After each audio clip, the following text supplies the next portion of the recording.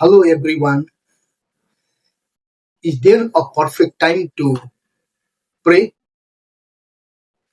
के प्रभुसँग कुरा गर्न only morning time नै सही हो? नमस्कार साथीहरू। आजको प्रश्न छ प्रार्थना कहिले गर्ने? धेरैले भन्छन् बिहान उठ्ने बित्तिकै प्रार्थना गर्नुपर्छ। राति सुत्नु अघि प्रार्थना गर्नुपर्छ। हो, यी समयहरू राम्रो समय हुन्।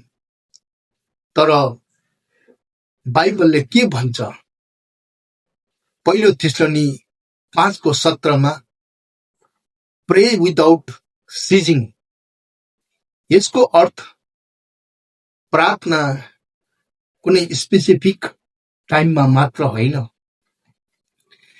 It should be a life time. तपाईँ बिहान, दिउँसो, बेलुका, खुसी हुँदा, दुखी हुँदा, any time you can talk to God.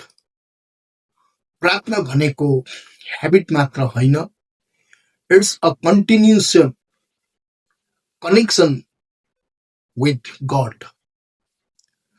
तर जब हामी प्रार्थना गर्न खोज्छौँ, किन कहिलेकाहीँ रोकावट आउँछ? Don't miss next episode. प्रार्थनामा बाधाहरू किन आउँछ? God bless you.